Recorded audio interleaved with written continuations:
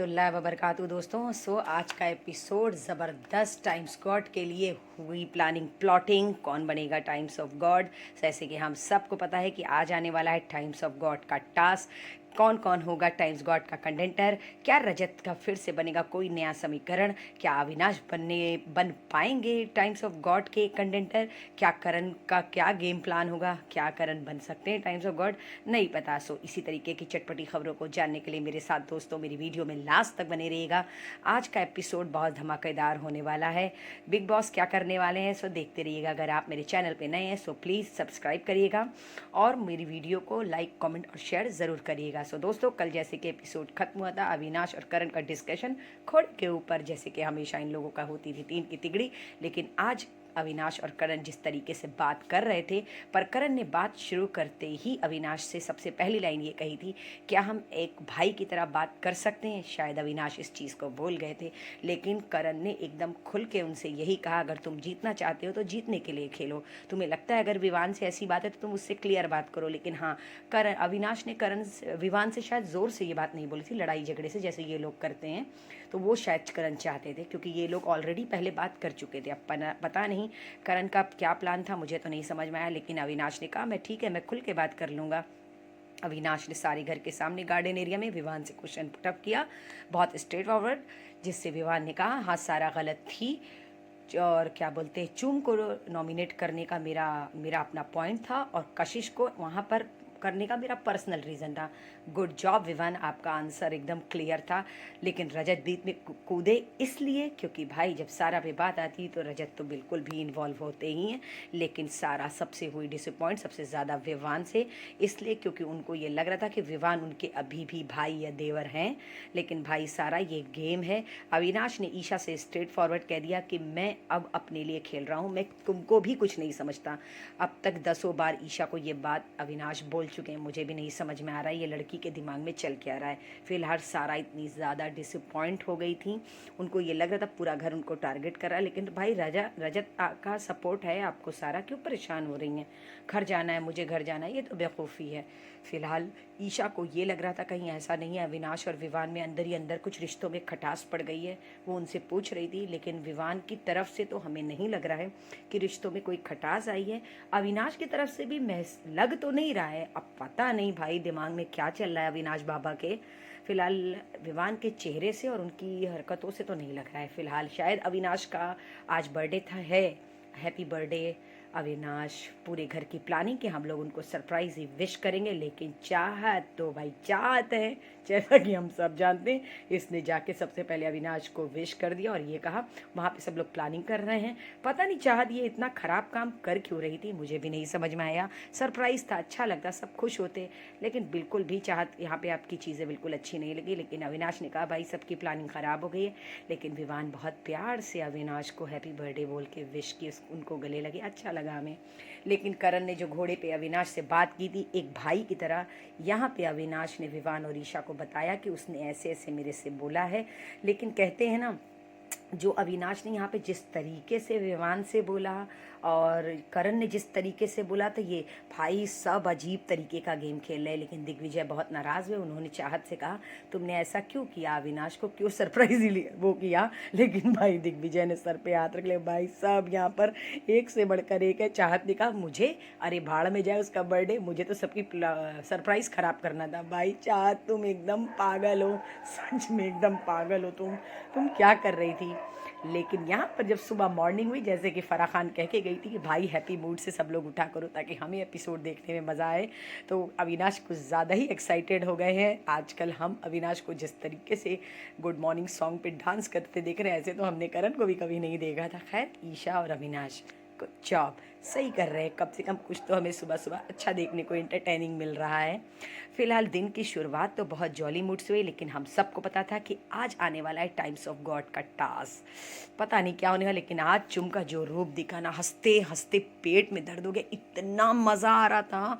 चुम पता नहीं क्यों तू तड़ाक से ऐसे बात कर रही थी, क्या कर रही थी, लेकिन उन्होंने हंसी मजाक में ही शिल्पा जी को और करण को चिरकुट, शिल्पा जी को डम, पता नहीं क्या क्या ये लड़की बोल रही थी, लेकिन बहुत ज़्यादा मज़ा आ रहा था। चुम आपका ये रूप 65 दिन बाद देखने मिलेगा, हमने नहीं सोचा था। हम तो सोचे थे काश ये रूप आपका और पहले दिखने मिलता, लेकिन आज जो आप कर रही थी बहुत ज़्यादा एंटरटेनिंग था, मज़ा आ रहा था, बहुत अच्छा लग रहा था। लेकिन इसमें अविनाश और विवेक भी इंक्लूड थे, क्योंकि सब लोग रूम में लॉक थे, बाहर टास्क का प्रिपरेशन चल रहा था, शायद इस वजह से मस्ती।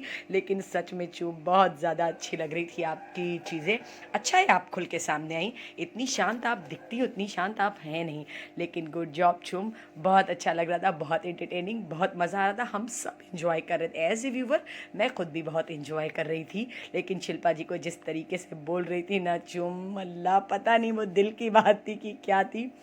हम बहुत खुश थे चुम आपसे, इसी तरीके से हमें एंटरटेन करती रहिए। और हम क्या कहेंगे, हम यही कहेंगे अब बस आपसे, बस चुप मत होइएगा जैसे आप हमेशा से हो गई थी। शिल्पा जी, चुम, ये लोग ग्रुप श्रुतिका डांस और कर रहे थे, लेकिन हाँ, ईडन, चाहत और यामिनी ये लोग कह रहे थे आखिर ये हो क्या रहा है। खैर, हमें अच्छी लग रही है आपकी दोस्ती, आप ऐसे बने रहिए।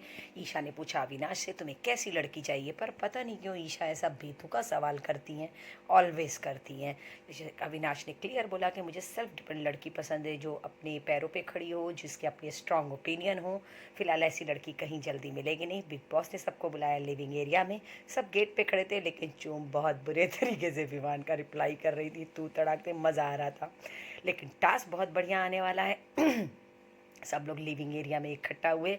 बिग बॉस ने बोला करण, दिग्विजय और रजत, ये लोग करण, दिग्विजय और अविनाश, ये तीनों होंगे कंटेंटर, बाकी सब लोग होंगे पैसेंजर। चाहत और यामिनी बनेंगे, क्या बोलते हैं, ट्रैफिक कंट्रोलर। फिलहाल हर सीज़न में ये एपिसोड इस तरीके का टास्क ज़रूर आता है और इसमें कलेश बहुत होता है। अब देखना है ये है कि आज के इस एपिसोड में कितना कलेश होने वाला है। क्या हमें कलेश देखने मिलेगा या फिर टास्क एकदम फुस होने वाला है। सो इंटरेस्टिंग तो बहुत है। तो दोस्तों, टास्क की शुरुआत होने से पहले ही हमने रजत के चेहरे पे देखा एक स्ट्रॉन्ग सा समीकरण बनाते हुए, क्योंकि वो बहुत दिमाग से गेम खेलते हैं। उनका दिमाग तुरंत ये चलने लगा, वो ये सोच रहे थे कि अब हम किसको अपने अंडर में लें। वैसे तो रजत का पूरा टारगेट था कि वो अविनाश को बनाएंगे टाइम्स ऑफ गॉड, क्योंकि रजत जो सोचते हैं वही करते हैं। लेकिन अब रजत के दिमाग में क्या चल रहा है नहीं पता। यहाँ पर दिग्विजय और करण दोनों थे। दिग्विजय भी चाहते हैं कि वो बन जाए, लेकिन दिग्विजय के दिल में कहीं ना कहीं ये था कि हम करण को बनाएं। फिलहाल चूम, श्रुतिका और शिल्पा जी, ये लोग का तो एकदम क्लियर कॉन्सेप्ट था कि वो करण को ही टाइम्स ऑफ गॉड। लेकिन टास्क ऐसा आया था तो इन लोगों ने ये सोचा था, कोशिश हम यही करेंगे कि हम अपने आप को भी कंटेंडरशिप में रखें। लेकिन अगर ऐसा नहीं होगा तो शायद करण को देंगे, आई थिंक, जहाँ से मैं देख रही थी। लेकिन यहाँ पर एकदम क्लियर दिख रहा था ईशा, विवान और बग्गा जी, ये लोग सब लोग उनको सपोर्ट कर रहे हैं अविनाश को। लेकिन हाँ, मैं ये कह सकती हूँ रजत ने बहुत ज़बरदस्त गेम खेला। सारा को उन्होंने अपने अंडर में रखा, कशिश को भी रखा, ईडन को भी रखा और बग्गा जी को भी कहीं ना कहीं उन्होंने थोड़ा सा अपने अंडर में ले रखा था। ये जो टास्क था, किचन में बैठ करके रजत ही पूरा प्लान कर रहे थे। और रजत ने यामिनी को ये कहा कि जाओ और जाके सिर्फ रजत और दिग्विजय के ऊपर प्लांटी करो और इनको फंसा के रखो। कशिश और ईडन को कहा कि इन लोगों को इतनी बार्गेनिंग करो कि ये लोग कुछ कर ना पाए। भाई बंदा वहाँ बैठे बैठे ऐसा गेम खेल रहा था ना, बाप रे बाप, मेरे तो समझ में नहीं आ रहा था आखिर इसके दिमाग में चल क्या रहा है। सबको ये लग रहा था कि ये सिर्फ अविनाश को सपोर्ट करा, इसने यामिनी से भी कहा मैं अविनाश को कर रहा हूँ। लेकिन रजत के दिमाग में क्या चल रहा है ये तो अभी मैं आगे आप लोगों को बताऊंगी। मज़ा बहुत आने वाला है। लेकिन ईशा और अविनाश की मस्ती कंटिन्यूअस चली रही थी। यहाँ पे करण भैया बेचारे इस सदमे में थे कि क्या मैं बन पाऊंगा कि नहीं। वो भी अपनी प्लानिंग प्लॉटिंग में लगे हुए थे। वो यामिनी को कन्विंस कर रहे थे कि मेरे पीछे मत पड़ो, तुमको जो बचाएगा तुम उसके साथ जाओ, उसको सपोर्ट करो। चाहत का पूरा सपोर्ट करण को था। अब देखना ये है कि कंटेंडरशिप में आता कौन है। लेकिन भैया, रजत भैया ने अपने ही तरीके का गेम खेला। उन्होंने सारा से सारे पैसे ले लिए, ईडन से ले लिए, कशिश से ले लिए और उनके खुद के ही थे। तो फिलहाल बिग बॉस भी कम कहाँ थे, या यामिनी और आके कशिश से यही बोल रही थी कहीं ऐसा तो नहीं है रजत हमें बेवकूफ़ बना रहा है। फिलहाल कशिश, आप लोगों को वो सिर्फ और सिर्फ यूज़ करा, आप लोग मोहरा बने हुए। इस घर में अगर गेम कोई खेल रहा है तो वो है रजत दलाल। वाकई में ये बंदा बहुत गेम खेला, सिर्फ सबको यूज़ कर रहा है और आगे बढ़ रहा है। अब पता नहीं सारे लोग मोहरे बने हुए हैं। लेकिन यहाँ पे करण ने बोला जाके पूरे में फैला दो कि मैं हम लोग सब लोग करण को सपोर्ट कर रहे हैं। लेकिन चाहत ने जितनी ज़ोर से बोला, और चुगली आंटी हमारी, जैसे कि आप सब जानते हैं, ईशा जी, ईशा ने सुना और सबको रिपोर्ट कर दी। लेकिन हाँ, यामिनी और चाहत यहाँ पे ये बात कर दी, हमारी तुम्हारी जो लड़ाई चल रही है उसको चलने तो ऐसे ही कंटिन्यू, मज़ा आएगा। भाई ये बात माइक पे बोलने की क्या ज़रूरत थी पागल। अब देखो इस पे तुम लोगों की अच्छी बैंड बजेगी। लेकिन पता है मज़ा कब आया, बिग बॉस भी गेम खेलते हैं भाई। इन्होंने तो बाजी ही पलट दी। इन्होंने रजत से डायरेक्ट पूछ लिया कि आखिर आप कौन है। पता चला आप तो वो हैं, क्या पैसेंजर हैं। तो आपके पास कितने पैसे, उन्होंने बताया कि उनके पास 22,000 है। तो भाई कहाँ से आए आपके 22,000। और अविनाश से पूछा, अविनाश के पास 20,000। और बेचारा करण, उनके पास 7,000 था। दिग्विजय बेचारे तो 500 रुपये पे ही रुक गए थे। लेकिन जब रजत से उन्होंने पूछा, रजत घबरा गए। रजत को लगा उन्होंने 1,000 रुपया अविनाश को दिया था वो मांग ले। उन्होंने मांगा भी अविनाश से। सारा की भी बिग बॉस ने ली क्लास कि आपके पास एक भी रुपया नहीं है, आपके सारे पैसे कहाँ गए। उन्होंने बोला कि उन्होंने रजत को दे दिया क्योंकि उसको कहीं जाना था। फिलहाल रजत कहीं गए नहीं, अपने ही तरीके का एक गेम खेल रहे थे। गुड जॉब रजत।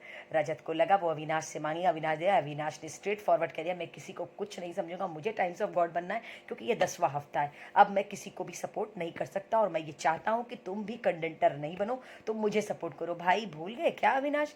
इसी तरीके से दिग्विजय ने किया था उस टास्क में जब करण के टाइम्स ऑफ गॉड बनने की बारी थी।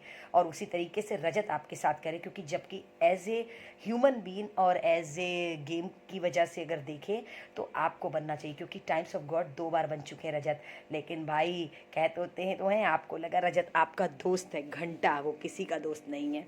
वो सिर्फ अपने लिए खेल रहा है, आप लोगों को समझ में नहीं आ रहा है। उसने आपको बोला हम तुम्हारे साथ हैं, लेकिन यहाँ उसने अपने पीछे 6 लोगों को खड़ा करके रखा है, जिसकी वजह से वो कंटेंटरशिप में आने के उसके 100% चांसेस हैं।